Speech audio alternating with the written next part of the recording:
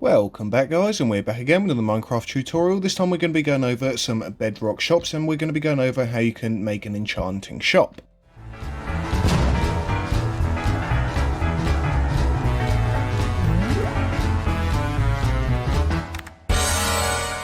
And this will basically allow you to enchant anything that you have in your hand, providing that you have the money. Of course, this is currency based. If you haven't got a currency realm or server, I have got a neat video, and that'll tell you exactly how to add a scoreboard with currency, and then also remove offline players, so you don't get that huge list of offline players that some people do if they haven't sorted it out. So let's just go ahead and actually enchant this pickaxe over here using this, and as you can see, I've got some coins. If I go over to here and try and enchant with efficiency for 250 coins, I'm not going to get enchanted. Why is that? That's because I don't have enough coins. One trip to the bank later and I'm feeling slightly richer. So now let's go ahead and try and enchant this, and if you see it's enchanted the thing that I've got in my hand, it has not enchanted the other one, and we've got efficiency 2. It's also taking the relative amount of money. If I press it again, you'll see that I've now got efficiency 2. This will work with all of the enchants, and providing that you've actually got it in your hand, it's going to enchant it nicely. And if you haven't got yourself online yet, go ahead over to SeekaHost, where you can grab yourself a server, Minecraft or Bedrock, whatever you fancy, and then you can start building your ultimate spawn. I'll leave a discount code in the description. You'll get 10% off your servers, and if you want servers with no lag, I thoroughly recommend them. Oh,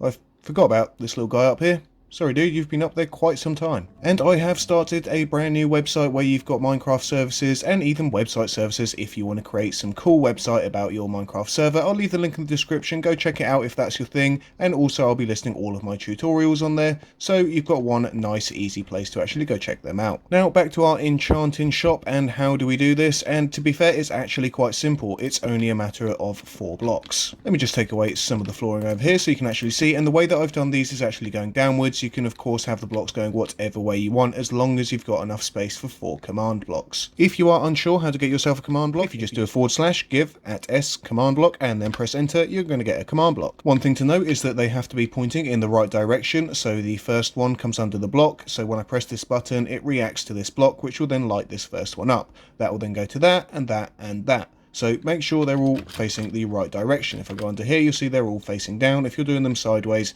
make sure that you do it the same thing. So if you're going sideways, you're going to want them all facing like this. Now, as mentioned earlier, you will need a currency to do this. If you haven't got a currency, just make sure to follow my other video, get it all added in, and you need to remember the name. And just make sure to remember this and exactly how it's spelled, because we're going to need this now. So as you can see in the first command block, it's going to be an impulse unconditional needs redstone. That means that it'll only be activated if you actually click a button on it, or some sort of redstone component is added. So it basically needs to be switched on. Now here what we're going to be doing is we're going to be doing a scoreboard player test at P. What this is going to be doing is it's going to be checking this particular scoreboard for the closest person to it. Obviously being the person pressing the button, you are going to be the closest player.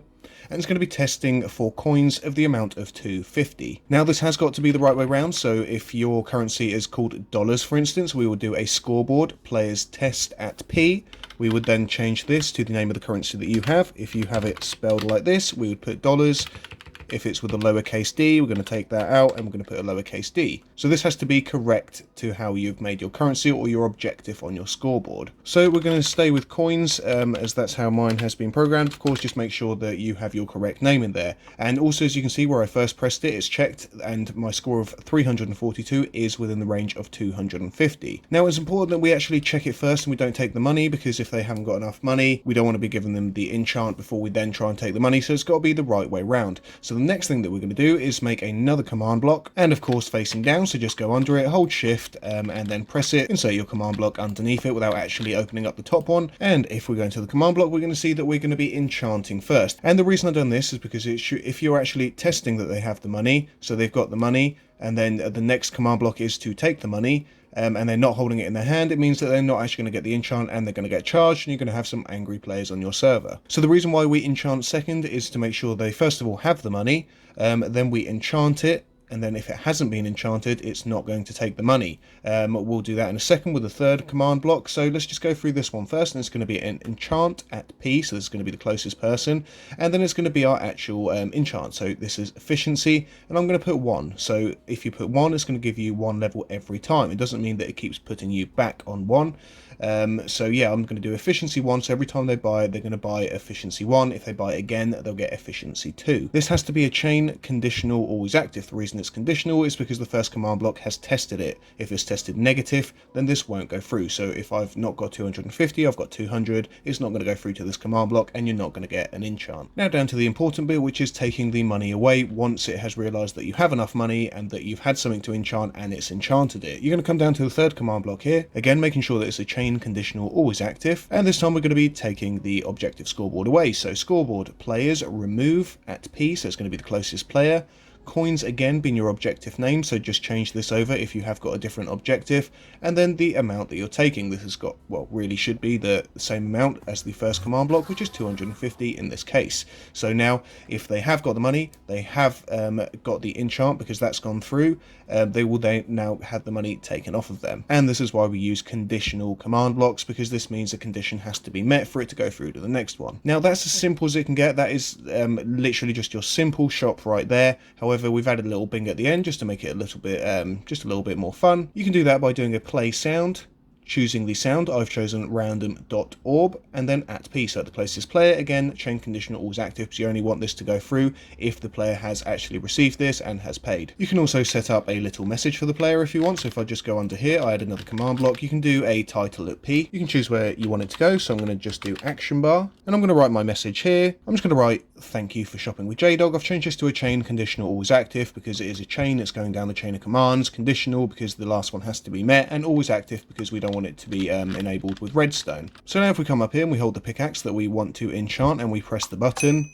you're going to see that we also get a nice little message there saying thank you for shopping with Jdog. Now unfortunately there are a few small flaws in this. They don't mean that your players will get extra stuff. In fact, if anything, you might want to put a little warning up just to let them know that this might happen. Unfortunately, you can over enchant, not in a good way, as in you won't keep getting your enchants. If I press it again, you're going to see that I'm going to go to efficiency 2. However, it will keep taking my money now. So if I go over to my little bank right over here, I'm going to give myself 500 coins. If you are unsure how to do this, it's going to be a scoreboard players add at P or at S to do it for yourself, your currency and then the amount. So that's just to give myself 500 coins. Now if I go back to the efficiency and I keep pressing it, it's going to keep taking my money, and unfortunately I am going to stay on that same efficiency. It's not going to keep going up. So I always say leave a little warning for that. As you can see, I've already got my little warning up, but it doesn't mean that people can cheat the system and start getting some really OP pickaxes. It will just stop. Unfortunately, they will just get charged extra. That'll teach them for trying to get their OP upgrades. So guys, as easily as that, we now have our enchant shop. Of course, to change the actual price of stuff, just change the amount. So as I said earlier, we have the